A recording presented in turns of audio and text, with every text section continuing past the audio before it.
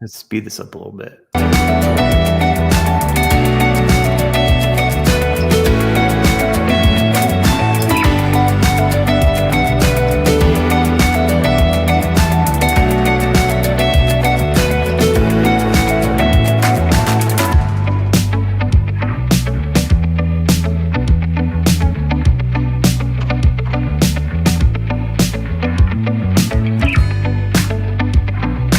Moving today, and I hit my head on a lantern off the side of the house, new house.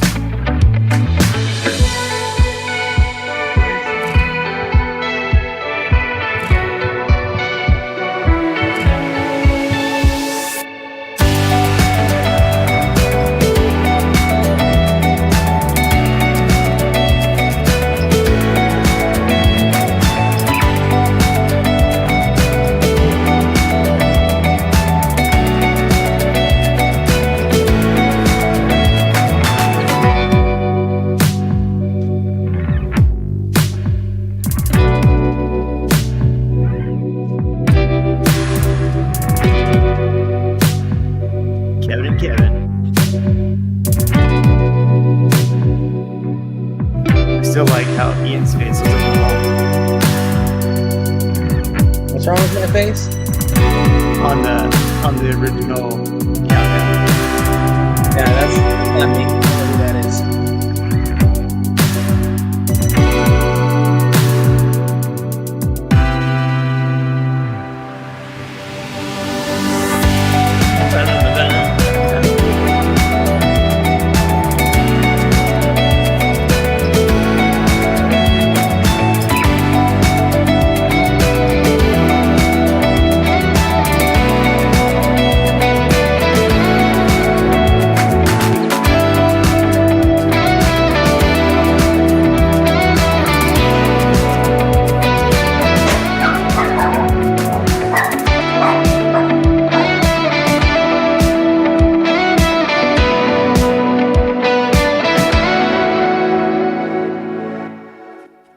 And just like that, the REALMigos are back. Kevin, what's up, man? Thanks for chiming in.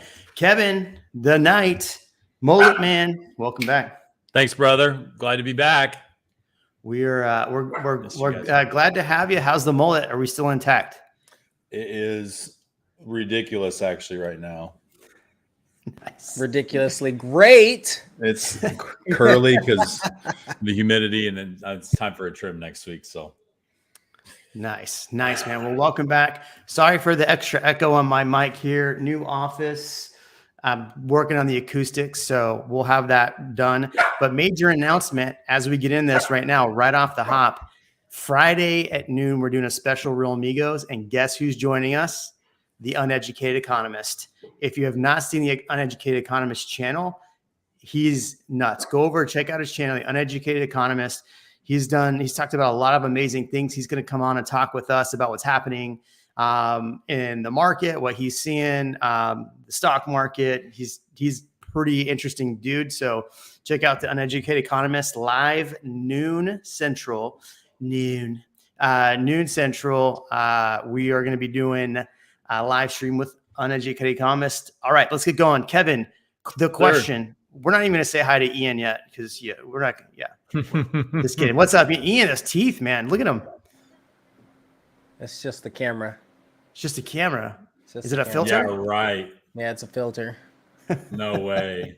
It's that medical tourism, guys. That medical tourism. Nice. Yeah. Yeah. Ian was out last week. Dang. OG Migo. Crispy. Yeah, looking good. Well, cool. So I want to talk. Ian and I were chatting on the phone yesterday, and we're talking about what's happening in the market, what we're seeing in the market, just having a conversation. And we're hearing some things from clients and from people that were considering buying in the Austin area. Obviously, if we looked, the market has definitely changed in the last 6 months. I think when we initially, like back in January, February, we were shocked that there was only 1,800 homes in the market. Now there's just about 9,000, which is huge. Kevin, what are you seeing in the market? And then, I want to hear from you what we're seeing in the market. And I want to talk about, is Austin overvalued? I mean, yeah. I mean, obviously, like you said, there's a a lot of houses coming onto the market. It's weird to me because like, the buyers that I'm working with right now are all looking for specific things, and as many homes as there are on the market, I can't seem to find, what they're looking for. And the stuff that I do find for them has multiple offers still. So, like we looked at houses with a client. Her previous real estate agent didn't do anything for her. I helped her son buy a house. He's like, hey, help my mom. She called me. She's like, will you help me out? We looked at a lot of houses. Like today will be my fifth day looking at houses with her, fifth day straight. And we just keep looking at stuff. It's just not good, So I see a lot of people just throwing their houses on the market. I think a lot of sellers feared missing out on the boom, and you see a little tick down and they're like, oh man, we got to get our house on the market really fast. And so you see a lot of this inventory is kind of like garbage, to be honest with you. So that's what I'm seeing, but from generally speaking, yeah, it's slower. Like, I'm not going to lie, my business has been a bit slower in the last month. Well, I mean, I did a video back in March. The title sellers were sell too late. And it was all talking about the timing in the market. And I basically said in there, if you don't list before June, so in May, you're going to have problems this year. And sure enough, that's exactly what we're seeing. Ian, what else are you seeing? Man, all sorts of things, like every direction. So I have buyers that had quit for the last year, maybe even 2 years. And I don't know if people know this, but we can see when you're looking at houses if you're looking at using our websites and such. And so I'm seeing them coming back looking. I'm like, that's interesting. People that did buy, and we'll talk about this a little more later, but I have people that are like, hey, we bought, we're ready to go. We're ready to get out of here. We're going to sell our house, buy something somewhere else. So that's a big one. And then I still have people that are waiting waiting for their new construction to be completed, where originally the thought was, a handful of months here, and we still don't have a definite date on completion. And it's been, in some cases, 8-9 months. And in two particular cases, 13, 14 months. Well, this is something I talked about last week when, you weren't here because you were in Mexico. But what I've saw, and I did a short that I didn't put out yet, but basically what we saw is a lot of these builders, they would take contracts back 18 months ago, 16 months ago, and then they would start building those, but then they started building all the inventory homes. And so what they started doing is, instead of trying to get those homes completed since they had a contract on them, they started working on getting that inventory going. And this is where we ran into an issue. Remember the Bloomberg guy was like, well, hey, are you going to have an issue with inventory? And all the builders are like, no, we don't have any inventory. Well, now that inventory is ready. Those sellers that or move up buyers, right? Their homes are now having to hit the market because they're finally able to close after 16 months. Their homes are sitting vacant. Did you know half the homes on the market are vacant right now? Out of the 8,900 homes on the market, half are vacant. Half of that is new construction. Half of that is just vacant homes. So you have a lot of homes sitting vacant or getting ready to sit vacant because the homeowner is now moving into the home that they purchased or just closed that with the new build. Yet that inventory is now fighting against the new build inventory. And had they just built the homes they had under contract instead of trying to get greedy, those homeowners, like that, I mean, think about it, a third of our inventory, I'll do the math, but like almost a third of our inventory is new build. I think it's like like 1/4. That's a lot. That's like 2,500 homes. It's so interesting you mentioned that. Last night I was showing some new buyers, and we were looking at houses, and the builders were actually competing with incentives substantially over these resale homes. And I'm sitting here thinking, I mean, depending on your perspective, which one would you choose, right? Like, you can get this brand new house, right? That the builder is almost done with. They're paying a lot of the closing costs. We can talk about that later, being how they're absorbed and everything, but they're offering so much in the way of incentives that you can almost get into the house for some ridiculous price, like a couple $1,000s. So 2,500 of the homes of the almost 9,000 are, so there's 61 homes. 2,500 are new construction or new.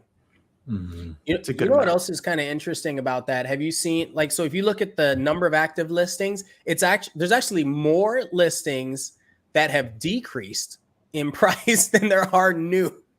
listings. That's kind of Mhm. interesting. Or either back on market, you start adding those numbers together and it dwarfs the number of new listings. So Mhm. that's another interesting stat to play with. What do you got over there, Kevin? Oh no, just yeah. I mean, I'm looking at some of the comments too, and how to strategize where we are right now.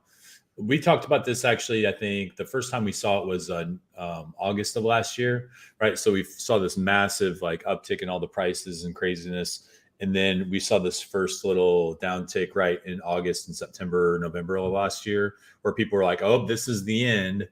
And then that we all said, I remember all three of us were like, if you're going to buy, if you were thinking about buying, now is probably a really good time to buy. It's not as competitive. Prices are down just a little bit. Sellers are kind of starting to freak out. That was like a small version of that. And then, obviously the uptick happened again at the beginning of the year. And now we're back in that next lull, but it's before it pops back up again, right? Like the way all this works, it's hard to explain and it doesn't follow it exactly, but the reality is it follows in physics a mass spring damper curve, right? So like it pops up and it comes down and then over time will level out, right? But when you have momentum that goes up, depending on how much momentum is going up and how much momentum is coming back down again, determines how many times that we'll see this. And buyers and sellers kind of they act in a way in the economy to follow these curves pretty well. So we'll see another, like after this is over and the buyers have been sitting through interest rates stabilize, listings stabilize, buyers feel comfortable coming back into the market, then you're going to see yet another mini sellers market, right? They're going to be coming into all the good houses and try to put offers in on them. And then it's going to swing back down again until it normalizes. So I don't think it's over yet. That's why I'm always hesitant to be like, to see like 1 or 2 months of trend and be like, oh, it's over, because it doesn't work like that. Well, I mean, I think a lot of the thing too is if you think about it, we didn't have any inventory and there was like a FOMO for a long time, right? And now that buyers are slowing down, it's like you now have inventory, your interest rate's higher. You can shop, like you just said, 5th day out showing clients homes. Yeah. That's insane. If you did that 6 months ago, you would just be wasting your time. Totally. So it's nice to have inventory. I just find it funny that people like you can't have both ways, right? You can't have low interest rates and low prices. Mm-hmm. It's just not going to happen. And the right home or like right conditions. So you're not going to have one of those three things. And right now we don't have low interest rates. So I think it's good that buyers can be a little more choosy. I 100%. I like that. But at a certain point too, it's like if you're totally going to leave the market because you think it's going to crash. I mean, what do they say? Rent is 100% interest rate or something like that. Mm-hmm. Yeah. One thing I think is fun to talk about is I think we have a lot of sellers. Like you said, they had the FOMO. They're like, let's put it on the market. But sellers are going to be buyers somewhere, right? How many of these sellers have their homes on the market and are willing to take a ridiculous price cut because they've already committed to another home or they need to plan their relocation? I have multiple situations where I've recently gotten in offers and have saved tens of thousands of dollars, if not more than that, because the sellers are like, I'm desperate. I'm motivated. I got to go. I saw one of my good friends is a listing agent for Redfin. She does a lot of business for them. And I've been noticing on her stories, she has a lot of, she shows her appointment schedule and she has like 3 to 6 listing appointments every single day, pretty much. But she also showed some numbers that she was giving to people, like where these numbers would have been a couple months ago and where they are today. And she's like, obviously I'm quoting in some cases a much, much lower value to list at than I would have a while back, which is of course telling. We knew that was going to do that. But then the weird thing to me, like when I'm trying to resolve some of this stuff is like I listed this house, this 1,600 square foot, 4-bedroom, 2-bath, very starter home, like apartment style, but with 4 bedrooms on a lot up in Tech Ridge. And I only posted it on Zillow Rentals. And in 2 weeks, with 0 showings, I had 200 inquiries. I had 30 unsolicited applications without even talking to people. And of those 30 applications, I'll bet, like at least like, I don't know, most of those applications were actually multiple people too, trying to find a place together, because individual 1-bedroom rents have gotten so out of control that now people have really no choice but to pool together and be like, because those rental rates, like we leased it for $2,200 a month. That's actually really cheap for a 4-bedroom house. But Yeah, that's and in Austin proper. Yeah, in Austin proper. But that's what I'm saying is I think now we're seeing the first next wave of the people that like are really seriously saying, I can't buy a house right now. Like I just can't and won't buy a house right now. And then pulling back and doing, so we're going to see this next massive increase in single family rentals. I just helped this multi-generational, 3 generations move into a lease property. So I had this lease listing, and it was substantially more than that. And it wasn't in Austin proper, and it wasn't that large of a house. I mean, it was maybe 2,400 square feet. But it took 3 generations to be able to afford what the asking rent was for this. Right. Right. Well, that's the thing is now that I'm thinking, I had 200 inquiries.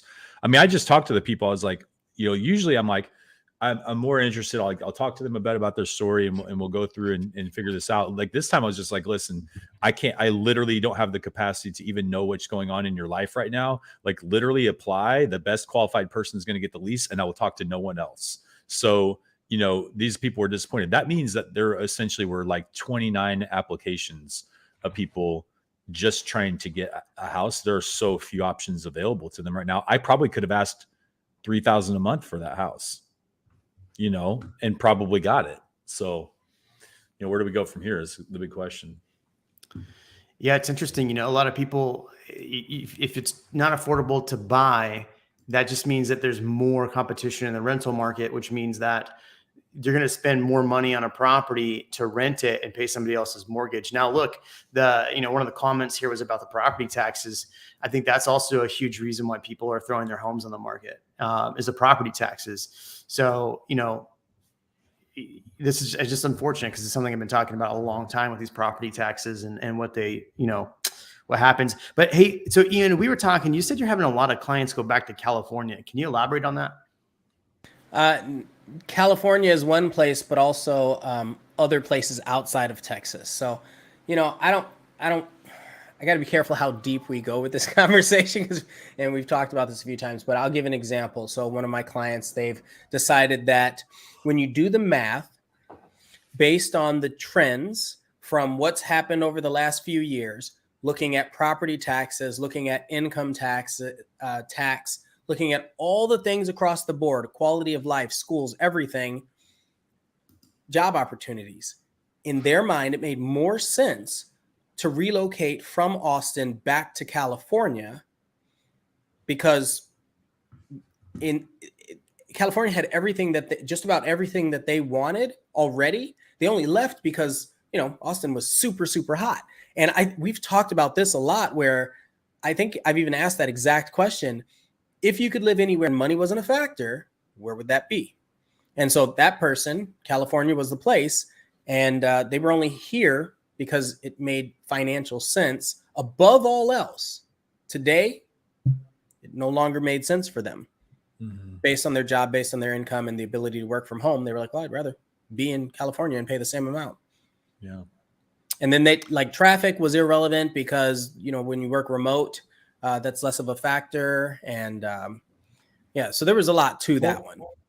So I think there's a few things at play here why people are cooling on Austin. Number one, the work from home is slowing down. I think a lot of people aren't doing the work from home thing. I think a lot of people moved out here at once. And so you have a bullwhip effect, right? When everybody moves to one place real quick, you start to see the whip come back. And so I think we're seeing that as well.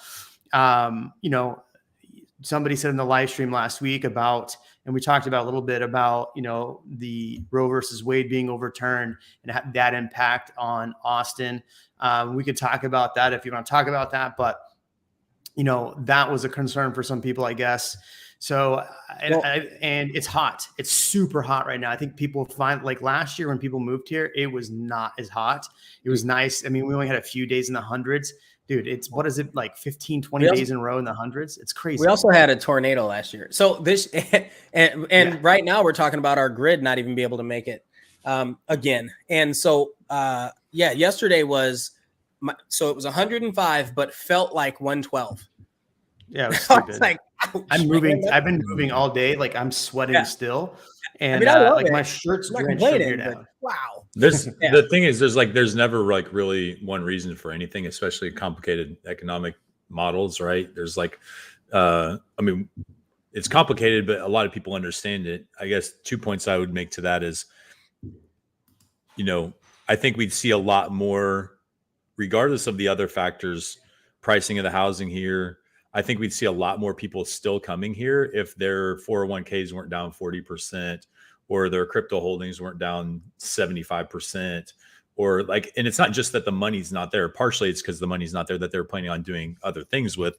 But the other part is like, there's so much uncertainty. Nobody really knows what to do about anything right now. Like what are we doing about anything? Like, I don't want to make, most people just do not want to make any life altering decisions because there's so much volatility, going on in the world, and even social volatility. Like you said, the overturning of Roe versus Wade, and shootings and school shootings, and like everybody just, I feel the general sense that I get is people just feel really uneasy right now.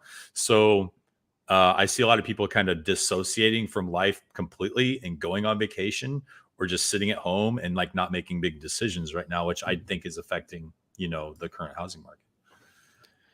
I've been out of the country every week for the last like 3 months, man, for that exact reason.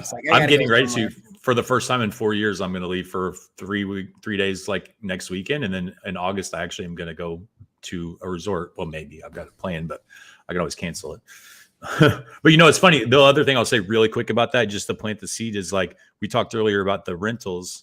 Well, like BlackRock and all these other companies that bought 30% of the homes in Texas last year anyway, these guys, they act like they don't know what's happening. But the reality is these are the smartest economic and psychological minds in the world when it comes to marketing and money management and things like that. This is all planned. Like psychologically, they know that we're going to feel the way that we feel right now about this. And now we're all considering like, ooh, I don't know if I can buy anymore. Like, I guess I'm going to have to rent. That's what they wanted us to do. They wanted it to get to the point where they said, how expensive does the housing market need to be before the Joe average person says, you know what, I guess I just got to rent. And the reason I know that this is relevant is if you go listen to a YouTube podcast that Neil Bawa did, who's a real estate developer, really smart financial mind.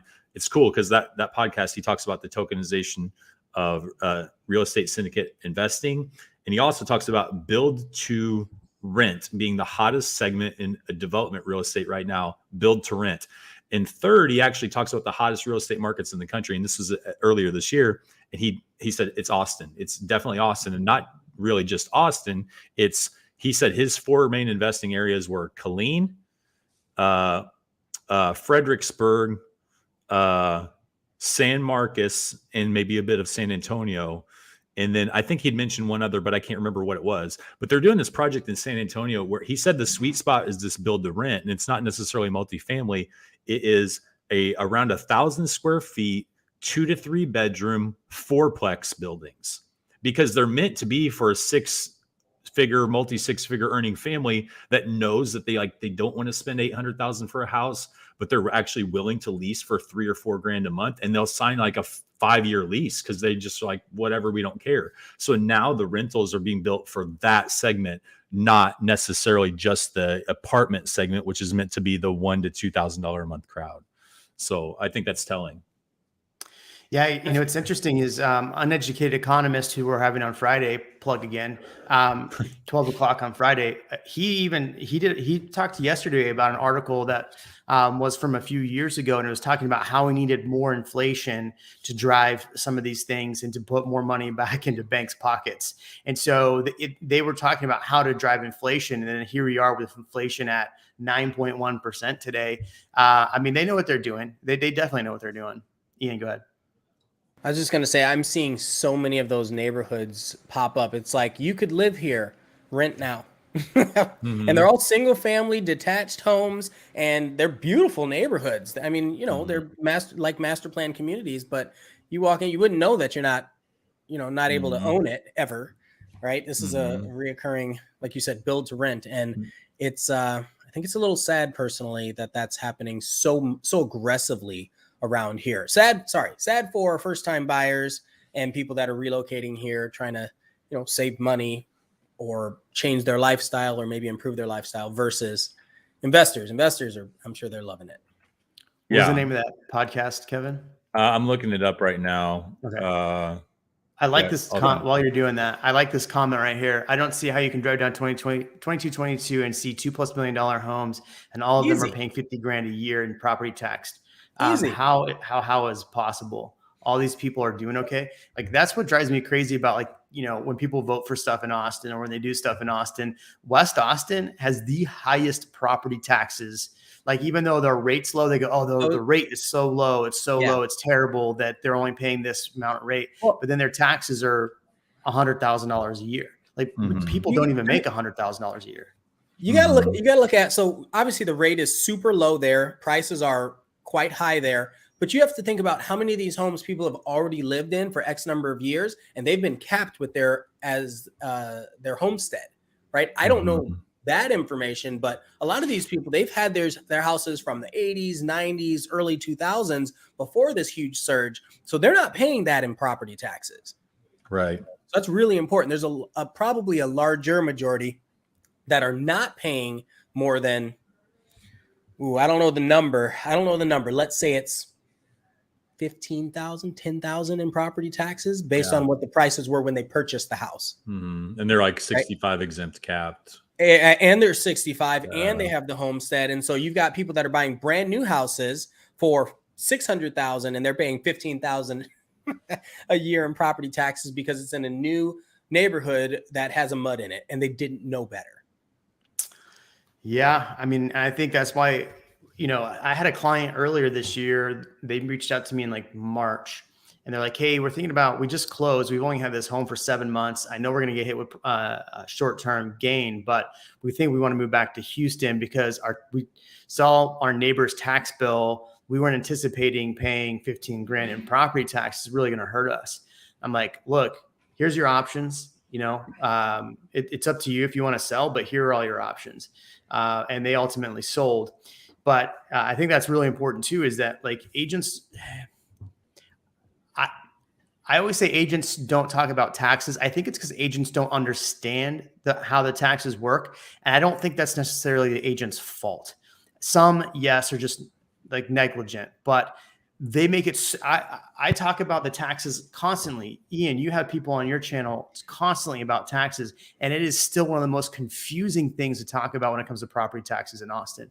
So they make it purposely confusing. So you end up paying a lot of money and they keep voting for crap that makes you pay more. And then they go, hey, by the way, we're going to build this railroad and we're going to subsidize and make things affordable and take 300 million of your tax dollars to make things affordable by subsidizing. So what they do, exactly what Kevin just said, they take and they go and build a development. It's subsidized by our taxes so they can rent it for cheap to people instead of people being able to buy a house. Because look, let's be honest. There's a chart that I looked at the other day. It was like, if you bought a home and owned it for 30 years, how much equity you'd have at the end of that 30 years. After 10 years, it's like $150,000. Think about it. If you're a single person or whoever, and in 10 years, you have an extra $150,000, that's like making an extra like $20,000 a year, right? So if you're making $50,000 a year, think about it, you're making $70,000 a year. And you go to sell that. And then after like 15 years, it was like 250,000. And then 3 years, it's like just under $400,000. So I've been able to be successful and make money selling and buying homes, personal homes, not people's homes. And think about the people that can't afford that, because instead of making homes affordable that they can't afford, we just make these homes that are built to rent. And that keeps people, back to the BlackRock thing, it keeps people renting forever. And it drives me nuts that we are taking away advantages for people to actually grow wealth. Because let's be honest, real estate is one of the easiest ways actually to gain wealth. Go ahead, Ian. Man, I saw a comment from John about how much people are putting down. You know, that's still a huge factor too when you're considering what people are paying monthly to live in their house. Because, you know, if they had a nest egg or if they pulled out of crypto or anything like that or sold a house, we still don't have access to that data here, right? Like it's private. It's possible to see, but it's mostly private. You can see their loan amount. I mean, I have people that are getting loans on $800,000 houses, and they're only getting a loan for $250,000, right? So that helps with their property taxes when they go to protest it in the future, right? Because they can finagle that a bit. So there are a lot of things that people can do to keep their property taxes lower. But if you're coming in blind, brand new construction, there's almost nothing that you can do to avoid such a huge tax burden. Let me play devil's advocate here, because I am the devil in this case, because, you know, I'm responsible for the same stuff that I hate, right? Which is like developing land for highest and best use. The reality is highest and best use for this land is what is happening. So like, you can't be mad at a developer for looking at and being like, oh, maybe we should build $300,000 houses on this land that we could sell 9 condos for the same price, or for $9 million worth of condos for the same value of land. You know, it's just not going to happen. What's going to happen is going to be, it's the California model, where the reality is like, it's 10 years from now or 15 years from now that like Elgin and Jarrell will be these metro sleep bedroom communities of affordable homes. And that's where they'll be the new Kyle and Buda. Yeah. That's where you will buy a house. Like, listen, like, I'm not delusional in this. When I first started working and had an engineering degree and an MBA, my first house was like $82,000. My second house was only like $250,000. And that was like, I mean, we did well. And we were budgeted to the max at a $250,000 house at that time. So, you know, you got to say like, it's not sustainable for the cheapest house really in the area to be $400,000. It's just not. So you have no choice but the developers to look at these smaller communities that are 30, 40 an hour away from Austin and be like, hey, this is where we got to buy cheapest land and we can get the cheapest utilities and incentives. So this is where we're going to build the houses. At Georgetown, they keep announcing that they're going to focus more on mixed use and higher density housing. Like that, it's just, it's kind of, you know, like you said, it's playing devil's advocate. You're like, I want my clients to win. I want to win. I don't want to pay that much more in property taxes as these developments come in. And I want my privacy. It's all sorts of conversations that are happening. You want people to be able to afford their homes. Yeah. That's what our job is to help people accomplish their real estate goals. Yeah, I mean, man. Everybody's got different goals though. ABOR actually released that report that talked about the development fees, and the development fees for Austin versus the rest of the state are ridiculous. And the development fees like per unit in Austin relative to even other areas around Austin are like 4 times the cost. Like if you were to build 4 single family houses on 1 acre infill in Austin, there are $46,000 roughly in just fees, like subdivision fee and permits and tap fees, $46,000 per unit, which is ridiculously high. To give you an idea, Houston's is $5,000 per unit infill. So, I mean, they have to make more money off that. Well, I mean, here's what's interesting. The city of Austin could, I understand it. They want tax revenue, right? So they could make it a hell of a easier and more, make more incentives for building more density and building single family homes. They could easily do that. They have so much available land that they could actually sell that they haven't. So I find it funny that the city that keeps talking about, we'll talk about Austin, ABOR, since you brought up ABOR, just put money behind a mayoral candidate, and I'm not happy about it. I think it's ridiculous, but it's the same old crap. They talk about wanting to make it affordable and talk about affordability being on their forefront, but do nothing about it. And then we keep voting for people that just continue to do nothing, and then we see the bullwhip effect right now. People are just getting frustrated and leaving. I got frustrated and left. You know, I've been here 10 years and I got frustrated and left. And then it was a multitude of things, but primarily the thing that drove me out was the schools. So Did you go ahead? Well, I was just going to say, Aaron said they're not seeing condos in sale homes. And I'll tell you, like, a big reason why you guys generally will see less homes for sale from builders, unless they're massive production builders or on these, larger plots of subdivision land, is because if you really just look at the numbers from a development side, it really makes no sense for us to sell those units. It makes no sense, because then we have to take that money and pay capital gains tax on that, unless it was built in an opportunity zone. And if it was built in an opportunity zone, there's massive incentives to not sell those units, because it's untaxed income through going into the investment. So you're incentivized to hold those investments for quite a while, like 10 years basically or more.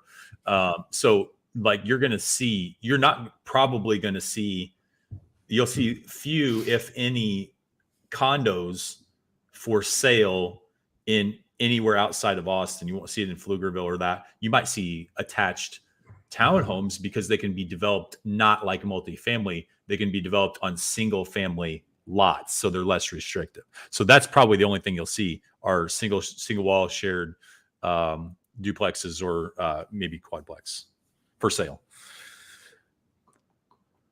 Yeah. Even those are few and far between. I've got a lot of people that reach out and they say, hey, I'm looking for a duplex or multifamily, 1 to 4 or more. And it's always an interesting conversation, because I'm thinking to myself, well, if you have that and you know that rents are increasing and you can get more per unit, how many people are looking to let that go unless they need that cash or need to leverage it for some other purchase?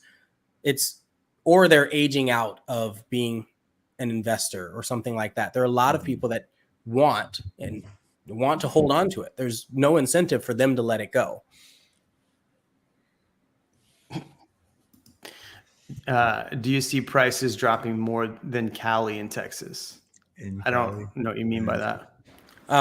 I think they're talking about, like, if you were to compare, are prices dropping 20% here and 10% there, or what's the ratio? I think it's I don't know impossible. anything about Cali. I think it's impossible to say. Yeah. As far as how much they're dropping, they're coming down. I mean, I speculated last week. What was our high? 664. I thought we were going to be coming down to probably 635 this month. So it's a $30,000 reduction for the June numbers. And I think the July numbers will probably be right around 610. So, I mean, that's a $50,000 drop. So I think we'll be 50,000, maybe even come under that. Maybe we'll end the year probably 590. I feel like 600 is sustainable. Yeah. I feel like 600 for a single family residence in Austin is sustainable. You have to look at income, the income of a dual income tech earner and the price to pay plus property taxes. It's very reasonable still to afford that. And I think what you'll see, though, is what we've kind of talked about. Once we hit October again, a lot of this will shake out. A lot of this inventory will start to shake out. Who knows what rates will do? That guy that came on a week ago, that economist, said that they would come down. We'll talk to the uneducated economist on Friday and see what he says. But at noon, right? At noon on Friday. At noon, yeah, noon Central o'clock time. Central time. Uneducated economist right here on REALMigos. So I have a question for you. One of the comments I just read was about builders, and they said basically they like seeing builders suffer right now. What is your sentiment on what's happening with builders? I mean, the builders I've looked for a house, I still can't find anything. So I haven't got to experience, what you guys have experienced yet, but it may be just because of the neighborhoods I'm looking. So I don't know if I've seen them suffer much. They're still offering. I mean, one of my agents that's been working in New Braunfels, they're still offering her 1% commission. Lennar was offering 1% commission. Do you think they're struggling? I mean, they've always been doing that. They're greedy. Well, Lennar came out and said they're really struggling. They're struggling in Austin, but they haven't done anything about it. Why are they still paying agents 1%? Well, so they'll do that, but they'll still offer, $10,000 in incentives to the seller as well. Or to the buyer of the home. So before it was, they wouldn't pay agents, they wouldn't offer incentives, and they wouldn't let you pick anything, right? You wouldn't get to do any of it. Now it's starting to recede some. So I do think there is a little bit of suffering, but the suffering is such a weird word, right? Because I don't know if suffering, they might not have as high margins, right? That's different than suffering. I'm getting a lot, and we've talked about this week after week in the last probably month, 2 months, a lot of emails and calls from different builder reps inviting me to come out and do videos or calling you. Or they have these new realtor events, celebrations, luring us in with wine and cheese. And I mean, I like cheese, but just getting us to come and learn more about their community so that we can sell their houses for them, because it's no longer a situation where they can just put them on there, put one on there and get 10,000 leads. And that house isn't actually for sale, but they have others that they can get you to buy. I think that was part of the problem.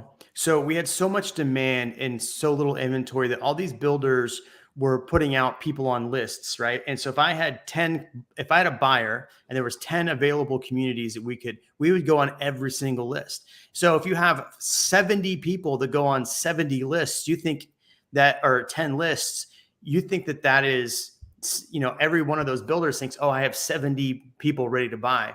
Or in reality, you probably have 15, 10, right? And so and what if those people go buy somewhere else? So I think that's why they started building the inventory homes versus building the homes, like continuing to try to finish the homes of people who are already under contract. One thing that's pretty interesting about the new construction is the fact that I'm seeing a lot of people start to back out of new construction. And somebody asked me to do a full video on this. I sat down with my team this week. We had a team meeting, and both my buyer agents have clients who are still 2 months away from closing, want to back out and renegotiate their deals. Have you seen buyers backing out of new construction and renegotiating or trying to renegotiate their deals? I haven't seen that work out successfully, but that doesn't mean they can't go to an earlier phase in that same neighborhood and get a better deal for a very similar floor plan. Yeah. Right. You didn't hear that from me. I'm just saying, like, that's one of those, that's an option. If you're in the position where you're buying something and you're like, okay, I might lose an earnest deposit of $20,000, but I'm getting the same floor plan, 1 year old, still under warranty, and I'm paying $50,000 less. Right.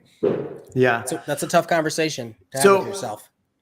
Here's what I had the question I had with my agents on my team that were running into this problem. Well, not really a problem, just scenario, was that here's the thing, and here's how I told them to handle it with their clients is this.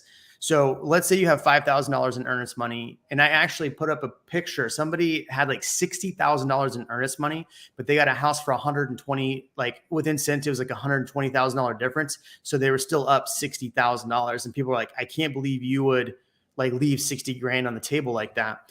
But the way I look at it with some of my clients, and what I talked to my team is, if you have $5 grand in earnest money in a house, and we can go over close sooner, get a better interest rate, and you lose $5 grand, but we make, maybe we get 15 in incentives, you're still up $10,000. So do you want to do that? And the way it shakes out, a lot of people, they're 15% or something like 16% of people backing out of deals. Hell, on my listing, on my home, but anyway, back to the builders is the fact that the builders, if you're a buyer, does that make sense? So where does that make sense? And if it does, then yeah, either go to the builder and say, hey, look, I found a better deal somewhere else. We're going to go, unless you either give me some of the incentives you're offering, some of these new builds, or maybe you just terminate. So I don't know if you're seeing that, but I told you I had a builder do that to me, right? I was representing the listing, and the builder offered the buyers that were already going under contract with us. They were like, oh, we could beat that deal. I'm like, get out of here. Oh, it's hilarious. Kevin, are we brothers? No. Oh, that's perspective. Somos bromigos. We're bromigos, yeah. Just as I recall Jeremy mentioning last year when this squeeze started that it will eventually turn, and surely the pendulum is slowing, swinging back in the other way as the recession fears increase too. And I think that's what a lot of, I mean, like, look, if I could renegotiate a contract and get something lower right now, I would do it. If it's got to make sense though. Right? Well, there's no harm in trying either. Yeah. Right. Well, there is if the builder just terminates on you. But yeah, I don't right, think right. it terminates 6 months ago. They might have done that. I don't think they're going to do that now. That's a really now. important point, right? Like if you're going back to the builder with another offer, remember that you're in a situation where they can just say, never mind, right? Like most builders have that escape clause, right? Yeah. So don't get too bold. I mean, I just want to be clear that I don't work with nearly as many new build buyers as Ian and Jeremy do. So I don't have the best insight on that. Yeah, I would say for me, it's about 50-50 new construction versus resale. And it's, it's interesting both ways. Especially when people are teetering back and forth. Well, do I get this or do I get that? And it's subtle changes between them. I just personally love, like, I've always said this for a long time. Like, I want my clients to buy real estate as close to the center of Austin as they possibly can. So I really don't care as much about subdivisions and amenities and tax rates and stuff like that. I love, Austin real estate. Because you want to build to own or build to rent. Yeah, but you're thinking, 100,000 feet or 50,000 feet. Yeah. A lot of people are thinking a little lower than that. Because they are concerned with their family in the moment. How long is it going to take for them to get to the store or in an emergency, get to the hospital? How long does it take for them to drop their kids off to school? If you're like at phase 10 in a master planned community, well, you're going to be way back there. It'll say 10 minutes to get out of the neighborhood. Yeah. Yeah. So would you build new or would you buy a resale that's 3 years old? 3 years newer or older and be closer to the amenity center, closer to the entrance of the community. It's stuff like that. Yeah. Sometimes larger, like the yard sizes change, build quality changes. It's all relative. Mm-hmm. Yeah. I mean, I think there's no one answer for anything. Like everything else, there's just no one clear-cut answer for anything. So I don't think every builder's struggling. I don't think every community is struggling. I think they're all just kind of one-off, need to be taken one at a time, because some builders planned better than this, right? Like they didn't get greedy. Some builders, so the way builders work is interesting too, because some of them will buy all of the materials as early as they can. They'll have all of the permits done at once, and then they'll start building, so they can control their costs a little better. Others will get loans on everything and just hope it works out, and those are generally the ones that change the prices along the way. Mm-hmm. Yeah. Yeah. I mean, yeah. Well, I mean, let's be honest, like builders still have the most antiquated systems possible. And I think in the pandemic, a lot of them started going to that Tesla model. And I think they stopped after a while. So it'd be interesting to see if they go back to that Tesla model, or they can get to that Tesla model, right? Where basically you click a button, you have this, I mean, Milestone was that for a while, right? You had 3 options, you click the button on which one, and they built it. All right, I have a special guest joining us right now. Anthony Nguyen, who has been on the channel in the past. He is our resident tax guy. Anthony, how you doing? Hey, Jeremy, Ian, Kevin, good to see you. Hey, good to see you. And you, man. It's so, Anthony was on Ian's channel. He joined me a few weeks ago. So Anthony, the biggest burning question that I have when it comes to property taxes right now, and if you have property tax questions, start dropping them in the chat, because Anthony would be a very helpful resource for this. Anthony, is first of all, turn off your phone, man. Come on. This is REALMigos. We're serious here. Just kidding. My burning question is, with prices coming down, how can people use that to their advantage to try to bring their property tax valuations down? Is that possible? Well, right now, you can't do anything about it for right now. The property bill that you'll get in November is based on your valuation for January 1st of this year. And they use comparables from 2021. So the decline that we are seeing in the last couple months right now, you can use that next year, but you can't use it for the current valuation that you might be under protest, although on the 15th, TCAD will be certifying preliminary values, at least 95% to the taxing district. So your values will essentially be locked in. You should have already protested by last month.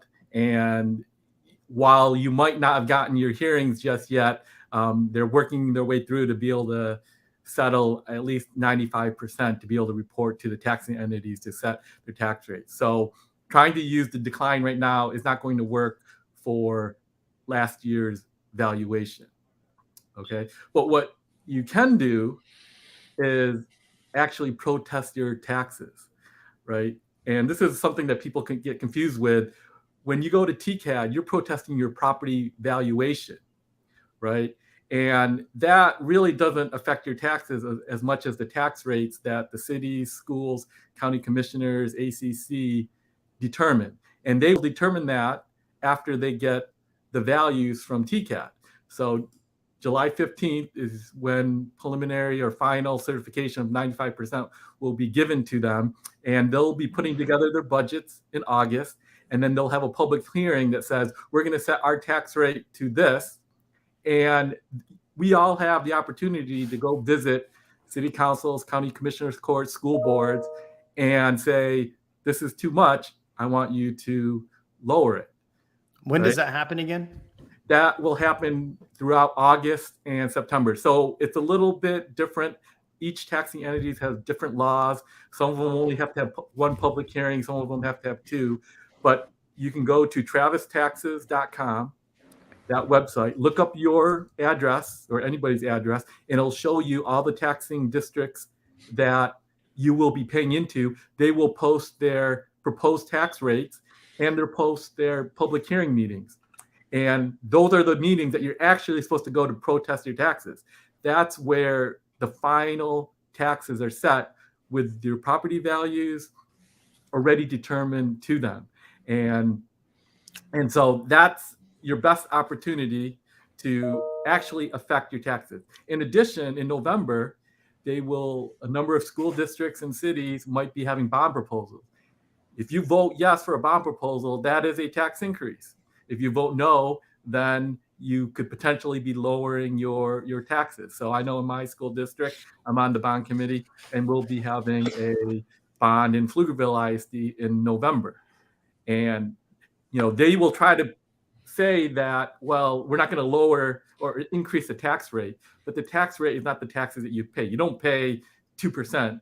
You pay 2% times your home valuation. So when you vote for a bond, any bond, it will raise your taxes above what you ordinarily would normally be if you didn't vote that in. So any of those proposals, you can vote no. In addition, although it's very tough to go to city council meetings, school board meetings, and fight City Hall, right?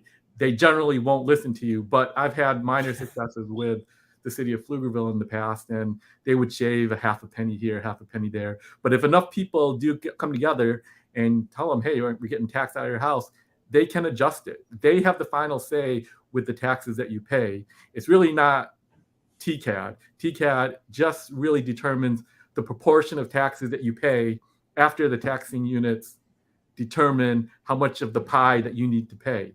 So that's your final chances. So go to travistaxes.com, find out where those meetings are, attend them, and bring all your friends, because usually there'll be one or two people that ever show up to those meetings, where TCAD had 150,000 people protest their valuations, which really doesn't matter, because if everybody protested their valuation and cut it by 50% your values, well, the taxing entities would just increase the tax rates by 100% to get the same taxes as last year, because they're allowed to do that by law.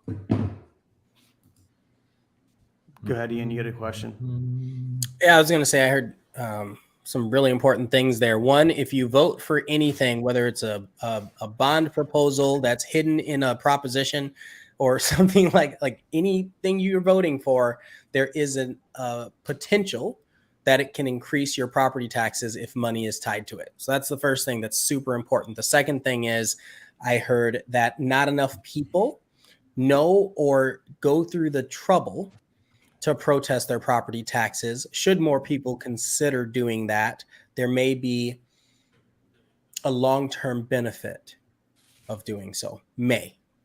Yes. It is tough. You should start early in the process, like right now when they have preliminary budget meetings and they talk about it.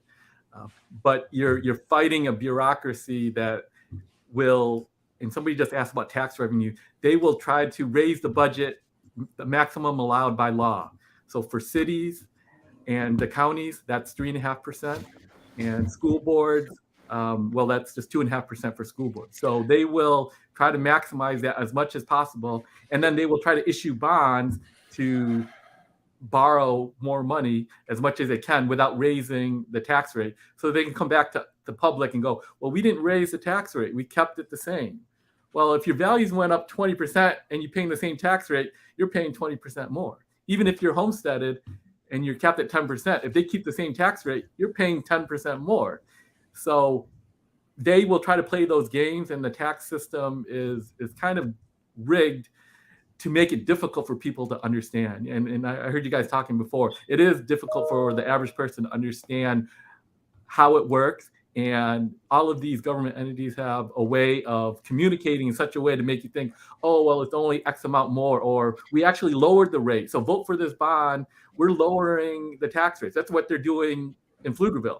I'm getting them to lower the school bond rate by 10 cents, but they still can issue $850 billion in bonds because our valuations went up 30%, right, across the board. So I'm going to play mullet man here for a second and flip the coin and say, all right, there are a lot of people that are okay with their property tax increase if it's going to a good cause. For example, if your school ratings are X and you want them to be Y, maybe voting in favor of the property tax increase would be wise. What would you say in that situation for people that are voting either way? Well, sure. If you feel that your government entities are spending your money wisely and you're getting the best bang for the buck, and you live in an affordable area and you can pay a little bit more, you have the right to do that. And that's the good thing about Texas is, for any tax increase, for the most part, voters get to decide. And we're in Travis County. It's a very progressive county. They don't mind spending more money, but at some point it does become unaffordable.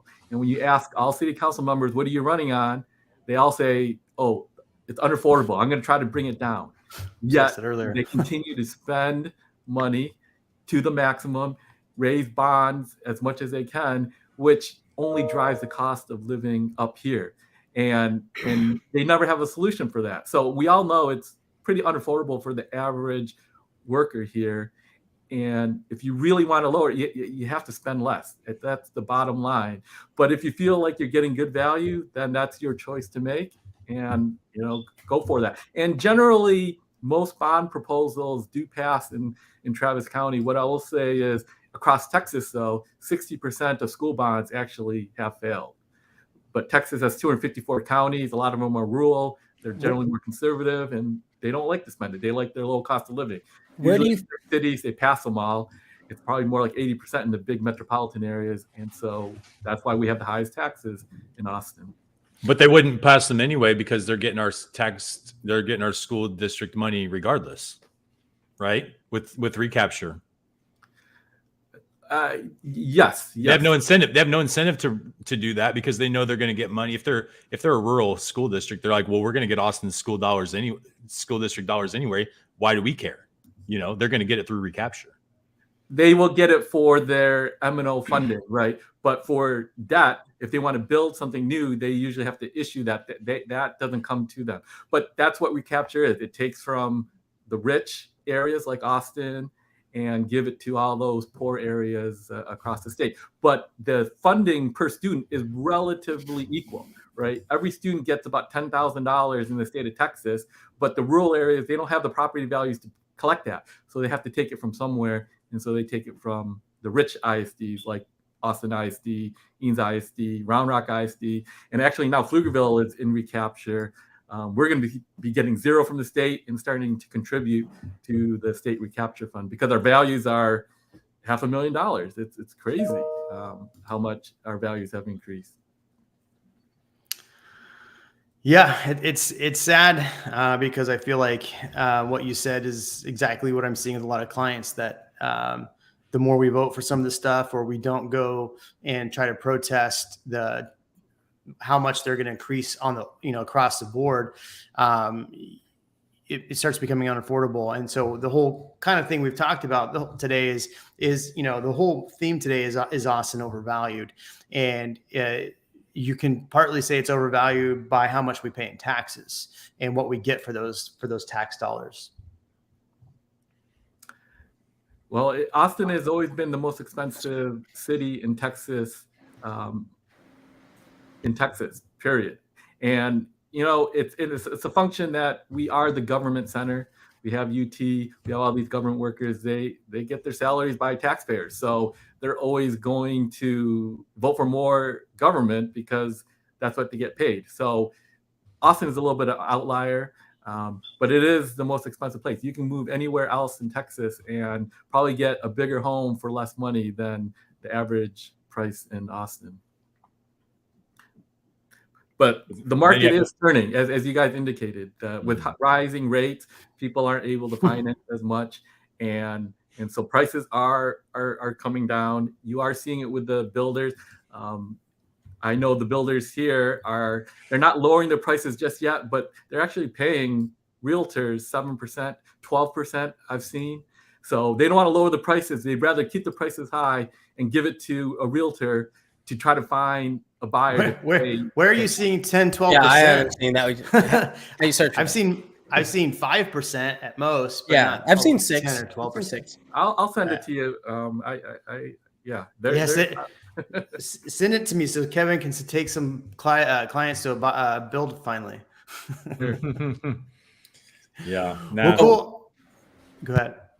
I was going to say, I think that's just going back to what we were talking about earlier with the builders. Are they struggling?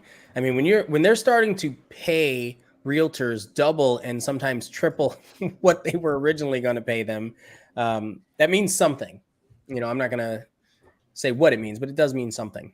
Yeah. Well, they used to have 100 people on their waiting list, and I'm hearing it's gone. There is no waiting list. If you want a new build, they never had a waiting list. Come on. They had a spreadsheet somewhere, and they're like, "This is too much work. We'll deal with it." They had ghost buyers, is what they had. Mm-hmm. Lumber Phantom prices. buyers. If you haven't seen, lumber prices are down 50%.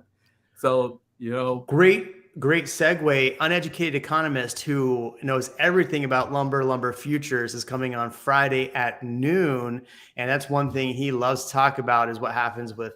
He actually said he had a big announcement what was going to happen, I think is what he said, for lumber. So lumber prices might be going back up, or they might be going down. I don't know. But we're going to leave it there. I appreciate you, Anthony. Thanks for coming on. Sure. I am in the middle of moving and packing, so I appreciate it. New camera looks good. Face looks good. Kevin, appreciate you, man. Thanks for having me, Jeremy. Always a pleasure. If you want Kevin back, hit in the comments, bring Kevin back so we can, bring back our third Migo. So, all right, everybody, we'll catch you on the next one. Thanks, Anthony. Appreciate you.